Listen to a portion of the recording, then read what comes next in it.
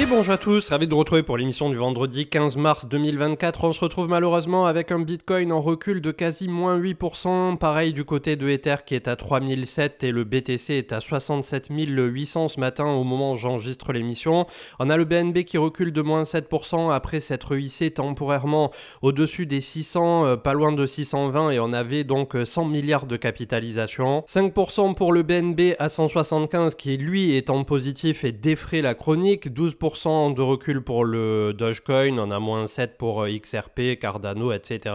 Moins 10 pour Shiba Inu. On a plus 1,15 pour le Leo Token. L'équilibre pour Aptos et NIR Protocol qui progresse à 8,15$ en positif 4% sur les dernières 24 heures. Moins 11% pour Optimism, moins 10% pour Lido, 10% également pour Celestia, Filecoin, Immutable X. Donc globalement, on est tous à la même enseigne, mis à part Solana, NIR et quelques euros élus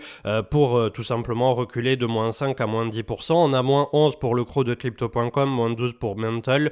SEI qui est à l'équilibre et on clôture le top 50 avec The Graph, Multiverix, Bitcoin SV, AAV et Algorand, sachant que BSV recule de quasi moins 20%. Sur le court terme, on est en train de tester le premier support ici autour de 67 000$. Si jamais ça lâche, on en a un en dessous entre 63 et cette mèche qu'on avait eu jusqu'à sous les 60 000, donc 59,60. Et si jamais ça venait à lâcher, le gros support long terme où on avait travaillé un bon petit moment se trouve aujourd'hui autour de 52 000$. Que peut-on constater sur cette action de prix, mis à part que les leviers sont en train de se faire flush? Eh bien, on a les open interest qui sont un peu en train de se faire dégager et les ordres de marché qui ce matin sont en train de batailler justement autour de 67 000$ et on a des vendeurs qui empilent jusqu'à 74 000. On va voir ça au niveau de tout simplement la map de liquidité. Le Crypto Fear and Greed à 83 était bel et bien arrivé au terme de son extrême euphorie et plus que tous ces signaux techniques qui peuvent paraître un peu fumants, notamment pour les débutants, c'est bel et bien le côté social qui va vous donner tout simplement le moment où vous pouvez commencer à prendre des profits de votre côté et faire un petit DCA de sortie. Et j'y reviens dans un instant d'un point de vue du risque-récompense. À ce jour, quand on a un Bitcoin qui approche les 75 000$, puisqu'on était à 74 000 et des brouettes, ça devient un peu moins intéressant quand bien même on joue les 100 000$ et plus que lorsqu'on se trouvait à 15-20 000$, ce qui paraît tout à fait logique. La map de liquidité donc qui n'a pas réussi à faire tomber le bloc des 75 000 et ça continue de construire jusqu'à 77-78 et en bas on est tout juste en train de rencontrer les premiers ordres, mais on voit que finalement jusqu'à 55 on n'a pas énorme et surtout il nous faudrait plutôt repartir du côté des 52 pour par la suite avoir de vrais gros supports à 47, 43 puis comme vous le savez autour de 40. On avait eu une infographie qui était parue hier, je crois que je l'avais partagée d'ailleurs du côté de Twitter, avec le prix réalisé qui est désormais autour de 50 000 et après le halving on devrait donc avoir un Bitcoin si on avait un retracement majeur qui pourrait se trouver dans ces eaux-là, plus ou moins 5 000$ comme d'habitude, autour de 50 000. L'upgrade de Denkun qui s'est passé comme une lettre à la poste du côté de Ethereum et qui pour l'instant n'est pas salué par le marché, si ce n'est que du côté des Layer 2, Starknet, Optimism, Arbitrum et tout ce qui va bien, vous avez des frais qui ont été réduits de divisé par 10 à divisé par 20, donc c'est complètement extraordinaire et ça s'est très très bien passé. Après du côté de Ethereum Layer 1, malheureusement, on est toujours avec des frais qui sont exorbitants.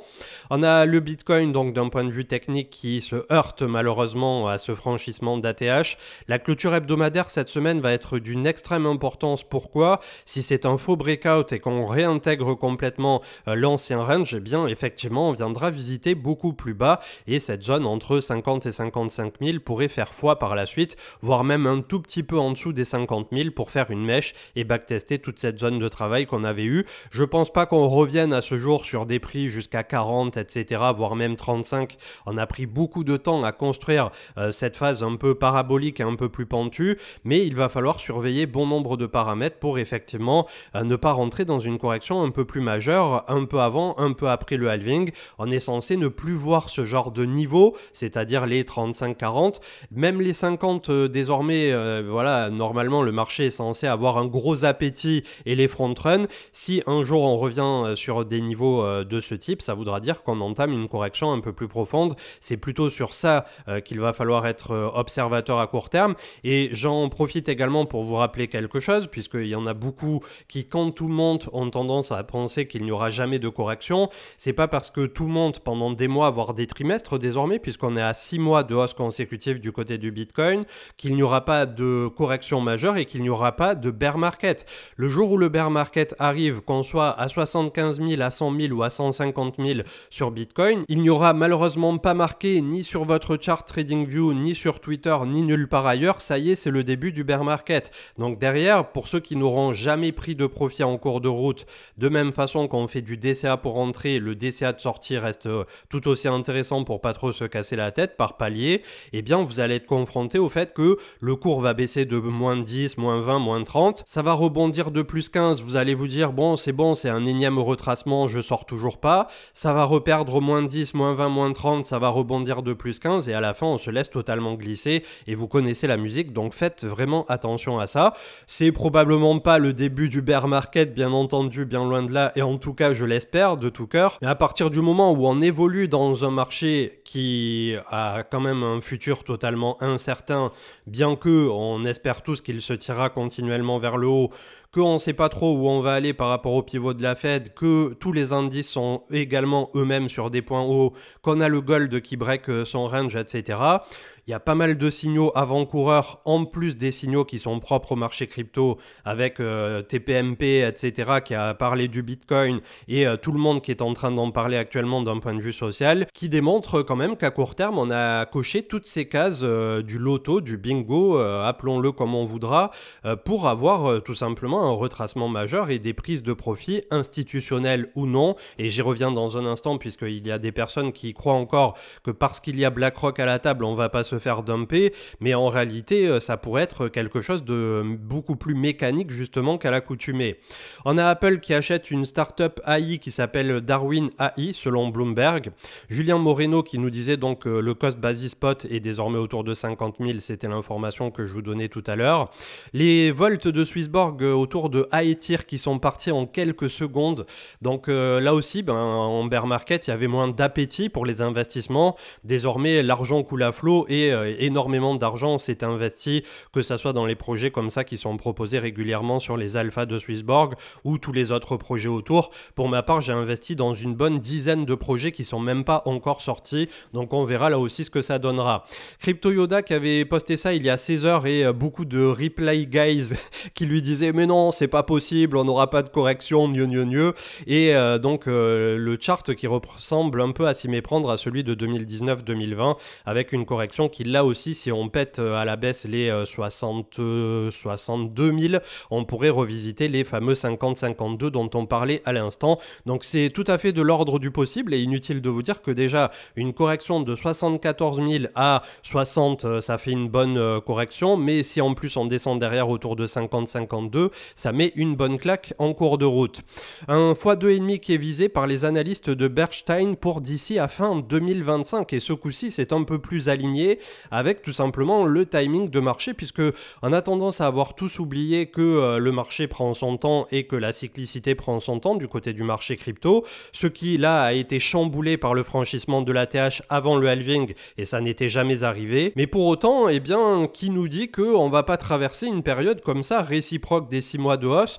où pendant 3-6 mois, à minima si on ne baisse pas frénétiquement, on pourrait avoir une phase de stabilisation qui prendrait son temps pour nous pousser la seconde jambe haussière importante pour le marché crypto qu'à l'automne, voire début 2025. C'est quelque chose aussi à prendre en considération. Il vise donc 7500 milliards pour fin 2025, ce qui ferait un x2,5 pur et dur par rapport à l'ex-ATH des 3000 milliards, ce qui paraît pas déconnant. Comme le rappelait Bob Lucas, qui a la soixantaine et des dizaines d'années de spéculation et de trading dans les pattes, si vous avez la possibilité dans un futur proche de sécuriser des gains et des gains qui peuvent vous changer la vie, faites-le puisque personne ne le fera à votre place. Et je vois beaucoup d'arrogance là tardivement sur les réseaux sociaux de gens qui vous disent quoi faire, qui n'étaient pas là pour vous dire justement au moment opportun pour acheter et qui maintenant vous disent surtout ne vends pas, de toute façon ça va bien se passer, il n'y a que des bears sur les réseaux sociaux. Faites très attention à ça puisque de la même façon qu'il y avait personne pour appuyer sur le bouton acheter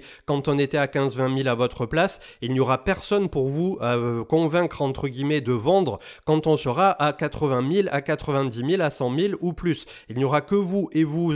même qui êtes devant l'écran et qui êtes le seul et unique décisionnaire pour rentrer, pour sortir en fonction des objectifs que vous vous êtes fixés. Et c'est vraiment nocif les réseaux sociaux sur ce côté-là qui vont essayer de vous embringuer dans un truc où vous allez être tenté systématiquement d'en vouloir toujours plus et de ne jamais vendre. Et le jour où le marché se retourne complètement, malheureusement, il a tendance à tout vous reprendre. Selon le Golden Ratio Multiplier de Titan of Crypto, on pourrait arriver sur un top qui serait considéré entre 104 à 120 000 $, en tout cas pour l'instant, avec une petite période justement de travail autour de l'ex-ATH. C'est ce qui est en cours, mais là pour aussi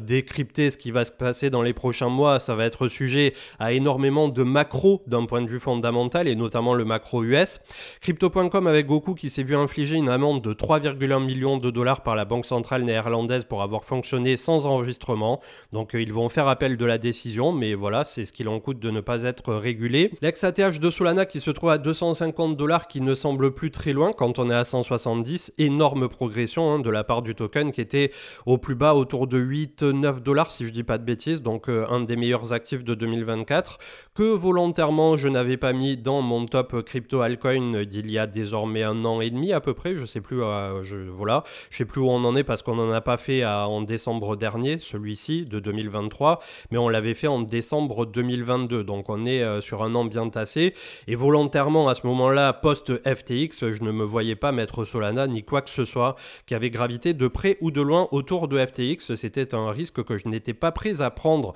Et d'un point de vue communautaire aussi, en vous présentant mon top, voilà, ça représentait un risque majeur. C'est un risque qui a payé aujourd'hui et ceux qui sont dedans sont tout à fait contents. Pour ma part, j'ai pris des petites positions en cours de route quand j'ai vu la remontada express, mais ça ne fait pas partie des très grosses positions de mon portefeuille.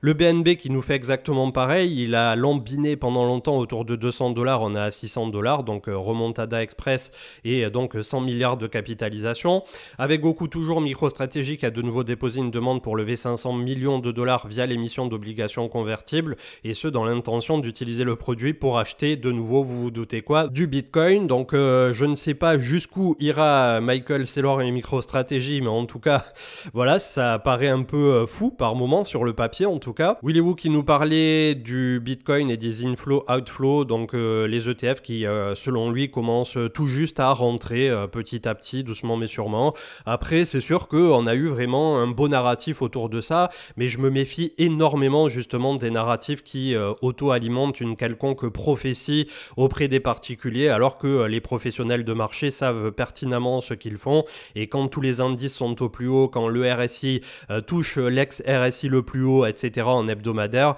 inutile de vous dire qu'il y a tôt ou tard des prises de profit. Les compagnies minières qui ne sont pas en train de vendre selon Kyungju, en tout cas pas celles des États-Unis, ça serait plutôt du côté offshore qu'actuellement ça vend. Et donc le fameux narratif dont on parlait à l'instant, il y avait une personne qui disait sur Twitter que si BlackRock investit des dizaines de milliards en BTC sur ces niveaux, c'est pas pour vendre en dessous. Et il y a peut-être une mauvaise compréhension aussi de la façon dont BlackRock amène justement cette nouvelle classe d'actifs à leurs clients plus ou moins fortunés. Et par clients plus ou moins fortunés, c'est surtout des family office et des clients, on va dire, du plus fortuné au moins fortuné, mais qui mettent un petit pourcentage de ces actifs dans leur portefeuille via iBit ou d'autres ETF spot qui sont désormais proposés, mais qui représentent entre grands guillemets l'équivalent d'une action que tu peux acheter et que tu peux vendre quand tu le souhaites. T'es pas du tout bloqué. Donc aujourd'hui, je sais pas à combien est le iBit, quelque part entre 60 et 70 $. Quand il a été introduit, on était sous les 20 $, même ça avait baissé lors de l'introduction, souvenez-vous, on était repassé autour de 38-39 000 $ du côté du Bitcoin, et donc lors de l'introduction, le shares de iBit était à 22 $, on avait fini à 15 $, donc ça peut finir en territoire négatif sans problème, et c'est là toute la problématique de penser que parce que BlackRock est là, parce que les institutionnels sont là, on va pas se faire dumper. En réalité, ils auront une facilité à acheter et à vendre, donc pour le meilleur et pour le pire, qui est bien plus grande qu'avant, ce qui, lors des différentes paniques aussi, plus tard, pourra convenir d'une vente relativement massive autour de ça. Alors, on peut toujours, d'un point de vue avant-gardiste, se dire que BlackRock eux-mêmes sont en train d'acheter pour eux-mêmes des bitcoins, blablabla, mais le but pour un produit proposé à ce jour par BlackRock, c'est également de faire le maximum de frais, que ça soit sur les achats et les ventes. C'est un peu comme dit souvent Marc lors des lives, les vendeurs de pelles et de pioches qui sont les mieux servis, et là ça fait totalement partie du package. Donc faites bien attention à ça. C'est pas parce que les institutionnels ont débloqué le super pouvoir, ça fait plaisir et ça permet d'avoir plus de liquidité, c'est pas pour autant que derrière on n'aura pas des retracements et de retracements majeurs, un peu comme on l'a quand même désormais aujourd'hui avec un premier, je crois qu'on n'est pas très loin des moins de 10% de mèche à mèche. Atom qui nous a fait un très long post sur les mises à jour à venir. Alors c'est Atom avec un H du côté de la galaxie Multivers X, n'hésitez pas à aller le consulter puisque vraiment c'est des brutes de décoffrage niveau boulot et ça fait très longtemps que j'avais pas investi dans un projet où tu sens que derrière il y a autant de travail, que les gars ils ont la tête bien faite et que d'un point de vue technique ils sont vraiment en train d'essayer de pousser le truc beaucoup plus loin que ce que c'était. Donc il y a une belle synergie avec HPair, PageSwap, avec tous les produits qui permettent justement de faire une DeFi efficace et efficiente du côté de Multivers X et je vous invite bien entendu à le découvrir et je précise, je suis investisseur dans le projet Atom. Le white paper Cross the Edges qui est enfin disponible, donc certains parlent de 200-220 pages, j'ai pas tout lu, c'est intéressant et je vous invite à le consulter et surtout ils font part d'un projet secondaire qui s'appelle Arise et qui va voir le jour là dans les prochains mois et qui a l'air de hyper totalement la communauté Cross the Edges, donc je vous invite bien entendu à aller consulter tout ça et là aussi j'ai quelques billes dans Cross the Edges, donc j'essaie de le dire systématiquement puisque les projets dont je vous parle au quotidien, la plupart du temps j'investis dedans, sinon ça n'aurait aucun sens de vous parler de trucs dans lesquels j'ai aucune bille, mais voilà, c'est pour essayer aussi de vous dire que oui, j'ai des intérêts financiers dans beaucoup de projets dans lesquels je parle, tout comme j'ai des intérêts financiers dans Bitcoin, dans Ether et dans quelques autres altcoins. En effet, Bitcoin qui n'est plus qu'à 27 000 voire 26 000 quand on était à 74 000 $, des fameux 100 000, et donc en termes de ratio risque-récompense, quand on était à 15-20 000, jouer les 100 000, eh bien c'était tout à fait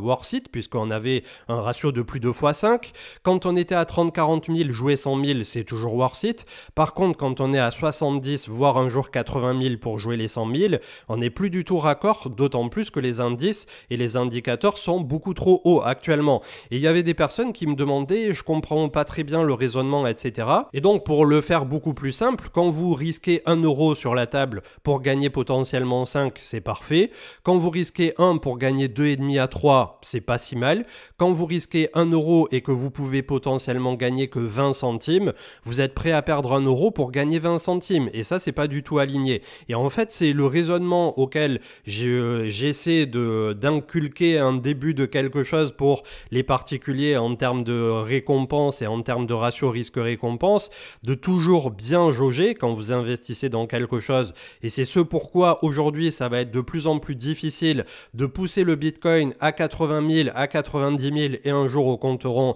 des fameux 100 000 $. C'est que à la fois, il y a le prix psychologique pour les particuliers, donc inutile de vous dire qu'à partir de là, il n'y a personne qui a envie d'acheter du Bitcoin à ce prix, quand bien même c'est purement psychologique puisqu'on peut acheter du Bitcoin des 1 euro, mais ils vont certainement se diriger effectivement vers les fameux ETF où on a des shares qui aujourd'hui sont entre 30-50 $ à peut-être un jour 80-90 $, 100 $ et plus, ce qui fait qu'ils ont l'impression indirectement d'acheter une action de Bitcoin. Je mets des gros guillemets, vous ne me voyez pas les faire en direct, mais ils sont là. Donc tout ça mis bout à bout, plus tous les indicateurs sociaux dont je vous parlais tout à l'heure, eh bien c'est normal qu'on ait des prises de profit qui pourraient être des prises de profit un peu plus appuyées autour du halving puisqu'on a eu 6 mois de hausse consécutive et que les marchés ne font pas que monter, bien loin de là. On avait Sol donc qui continue avec Bob Lucas qui nous disait que désormais on visera bien entendu l'XATH, ce qui devrait être pour cet actif une promenade de santé, de même que BNB qui n'est plus très loin. On a Vitalik qui nous parlait donc de la suite et des basic roll-up scaling, etc. On rentre un peu plus dans les détails techniques. Je vous invite à consulter le post de Wu Blockchain et à aller voir un peu du côté du Twitter de Vitalik. Les open interest qui il y a 48 heures étaient en all-time high, donc on est en train de se faire flush tous les dégénérés qui malheureusement sont en train de long avec levier alors qu'on a tout juste break l'ex-ATH. ETH BTC qui essaie de défendre son support avec Axel qui barre. On a Biconomy qui a bel et bien break, donc on l'avait vu la dernière fois lors de la phase de contraction à 44 centimes. On est venu chercher du 72 centimes, peut-être un peu plus. J'ai toujours pas vendu mes tokens de Biconomy. C'était un projet sur lequel j'avais investi en 2021. J'aurais pu sortir des dizaines, voire des centaines de milliers de dollars si j'avais vendu au moment opportun. Aujourd'hui, voilà, je me retrouve dans une position où malheureusement, j'ai hold de l'intégralité de mes tokens lors du bear market et j'ai un bag qui doit faire maximum peut-être 20 000 dollars aujourd'hui, peut-être un peu plus depuis justement le pump, mais c'est quelque chose d'assez catastrophique quand on voit la possibilité qu'on a justement quand on a des vestings au travers du temps. Il faut systématiquement et il vaut mieux systématiquement vendre un tout petit peu tous les mois, faire un DCA de sortie quand on rentre sur des projets comme ça, plutôt que de hold tout un bear market, si ce n'est que là aussi il y a quand même du gros fondamental derrière, il y a de belles convictions et de beaux investissements avec du Coinbase Venture, etc. Il y avait Binance qui a soutenu, avec un listing quasi immédiat, mais on peut constater que ça soit Biconomy, que ça soit Axelar ou tous ces projets qui malheureusement se sont introduits entre, on va dire, l'automne 2021, mais surtout toute l'année 2022, ils n'ont connu que la baisse et après derrière, pour mettre les bouchées doubles, pour essayer de se relever d'un bear market qui a été quand même assez dur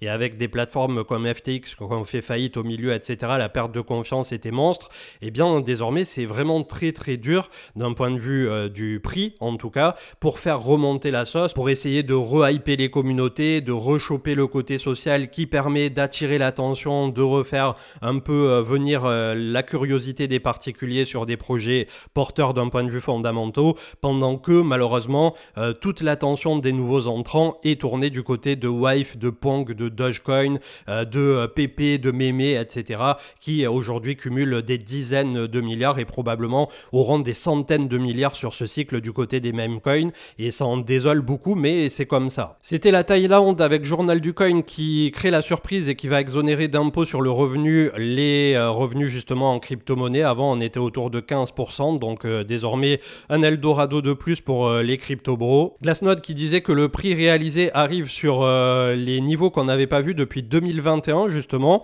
donc là aussi quand l'intégralité des bitcoins sont en gain, il y en a qui se privent pas bien entendu pour prendre des profits. Kyongju qui met en avant il y a 48 heures que les mineurs ont commencé à vendre également, puisque dès lors qu'on franchit l'ex-ATH, eh bien c'est désormais la course contre la montre de ceux qui d'un côté vendent et de ceux qui d'un côté les nouveaux entrants continuent d'acheter. Ça a l'air de toujours être le cas du côté des ETF spot, mais le jour où on va avoir le vent qui va tourner aussi de ce côté et qu'on aura des ETF spot qui à minima se mettent flat, c'est-à-dire n'achètent plus, sont dans la neutralité, voire se mettent à vendre, ça pourrait créer malheureusement des mouvements qui seront d'une amplitude un peu plus importante. On terminera avec trois charts que j'avais publiés là aussi il y a 48 heures avec AAV qui était à 149 $ et qui a bel et bien break contre le dollar. Contre Bitcoin, on a une zone à venir chercher un peu plus haut à 0.003 dans ces eaux-là en Satoshi, et contre ETH, on a une zone un peu de pivot autour de 0.06, et donc ça démontre que là aussi on a bon nombre d'actifs comme ça quand on les compare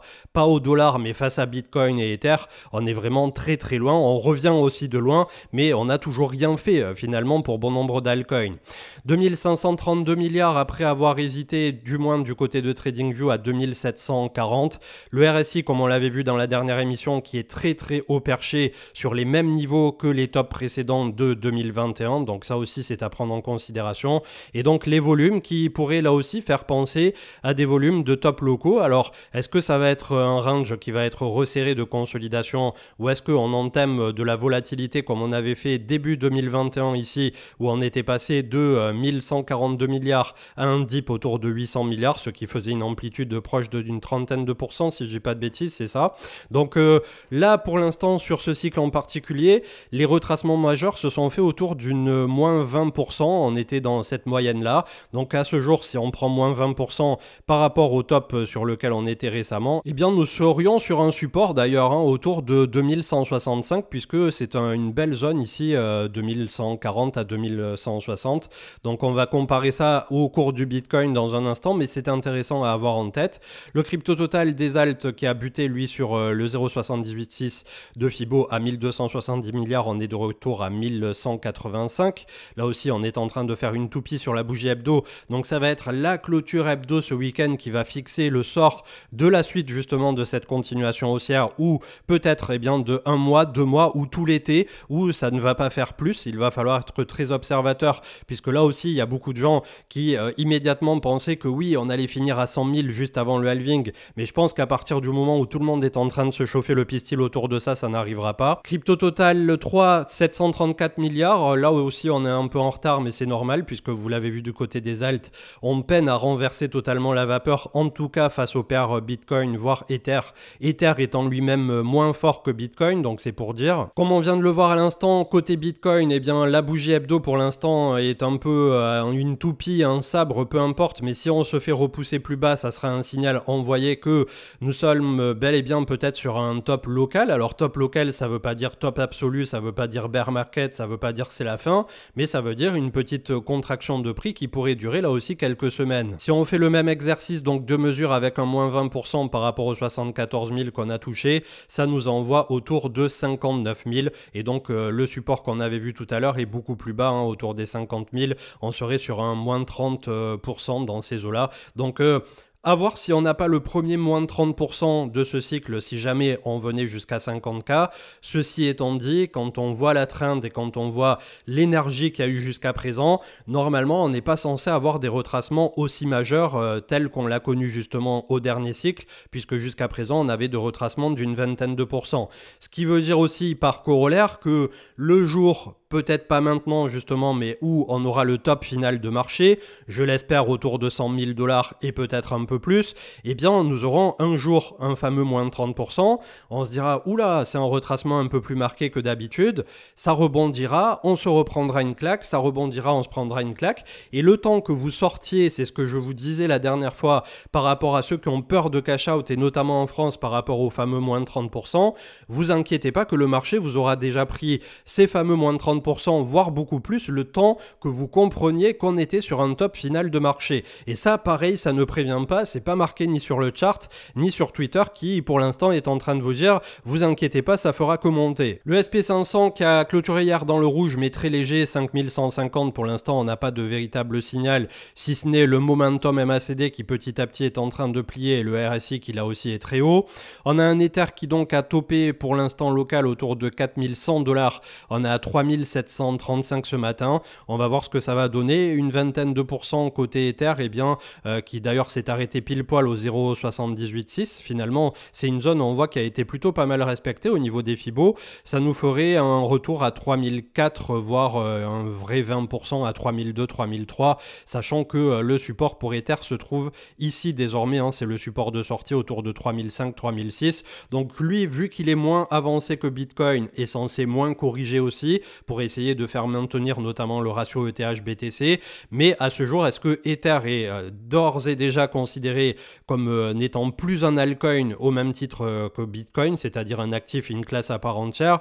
ou est-ce que derrière ETH sera logé à la même enseigne en cas de correction majeure de Bitcoin, ce qui là par le passé a pu nous démontrer que quand Bitcoin corrige de 10%, les altcoins ont tendance à corriger à minima d'une vingtaine de pourcents, c'est-à-dire un ratio de x2. Le dollar, le DXY qui rebondit sur son support des 103 points, donc pour l'instant c'est défendu, et on va voir là aussi ce que ça va donner, puisque je suis pas repassé dessus, mais on a le gold qui continue d'avoir la santé, donc ça aussi c'est peut-être un signal avant-coureur que on a un marché qui est en train un peu de se dérisquer, et on n'a toujours pas de véritables nouvelles de la part de la Fed qui continue d'avancer un peu à l'aveugle, ou du moins de laisser les marchés à l'aveugle. Il faudra attendre cette décision finale du pivot de la Fed pour savoir un peu où on va. La Bitcoin dominance qui est à 53,20 mais toujours cloisonnée entre un range relativement serré des 51 à 55%, donc pour l'instant statu quo de ce côté-là. Et l'Ether dominance qui pour sa part repasse sous les 18%, et on a un gros support à 17,45 avec un point bas qui avait été défendu à 16,49. On avait une belle déviation ici, mais on n'est toujours pas sur un quelconque signal de force du côté de Ether, et c'est ce qui fait pêcher aussi un peu quand Bitcoin se relâche un tout petit peu. On a l'intégralité derrière du marché crypto qui se relâche complètement puisque on n'est pas suivi sur le reste des dossiers, en tout cas pour l'instant, et ça n'est que Bitcoin qui fait une fois de plus la pluie et le beau temps. Au rayon des gagnants, j'ai Robinhood, action américaine qui continue d'essayer de pousser, plus 5% hier en clôture. On avait Microsoft, Google et toutes voilà, les plus grosses entreprises américaines qui étaient légers dans le vert, et on voit que la B vol autour de 7 jours est de retour à 10%, ce qui fait qu'on a un peu plus de volatilité. On pourrait considérer ça un peu comme le VIX des cryptos, et c'était peut-être un flush qui était tout à fait légitime, tout à fait salutaire par rapport au BTC, mais qu'il faudra observer puisque en fonction de la clôture de cette bougie, si on repassait sous l'ex-ATH justement, c'est-à-dire qu'on clôture l'hebdomadaire sous les fameux 69 000 $,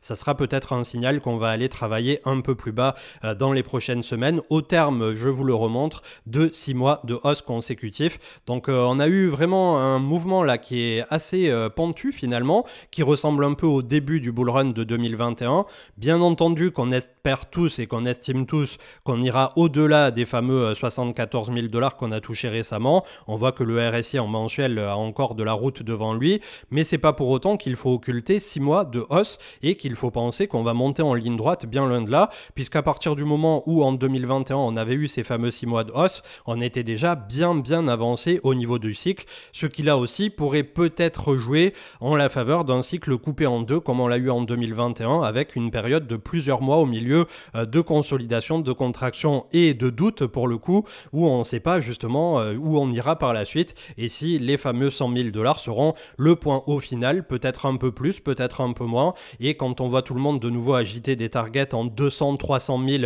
etc., vous savez que en général ça aussi c'est un signal de top local de plus, puisque c'est exactement ce qu'on se disait au dernier cycle, les fameux 100 000, on ne les a pas eu. Donc aujourd'hui je considère que ceux qui disent voilà 200 000 etc. sur ce cycle, ça fera exactement pareil que les 100 000 de l'époque. Les gens qui auront du 120 000 ou 150 000 peut-être un jour, on croise tous les doigts pour ça sur la table au niveau du Bitcoin, ne prendront toujours pas de profit et viseront les 200 000 qui n'arriveront pas, ou peut-être qu'au cycle suivant, et malheureusement se retrouveront piégés sur un retracement majeur lors du bear market. Je vous souhaite une excellente journée, désolé pour l'émission qui est un peu plus voilà, autour justement du mood, des retracements, des corrections, mais surtout autour du pragmatisme et du pied à terre pour ne pas perdre la boule lors de ces différentes phases et lors du cycle haussier qui malgré tout jusqu'à présent a été extraordinaire depuis la remontada des 15 500. Prenez le temps d'étudier tout ça en détail et de vous faire un plan si vous ne l'avez toujours pas fait, et vous verrez que vous vous en sortirez beaucoup mieux que la majorité sans avoir à écouter ni les Cassandres ni les permaboules des réseaux sociaux qui malheureusement vous feront faire tout et n'importe quoi, mais surtout n'appliquent pas eux-mêmes leur propre plan. Très bonne journée et à ce week-end. Ciao ciao.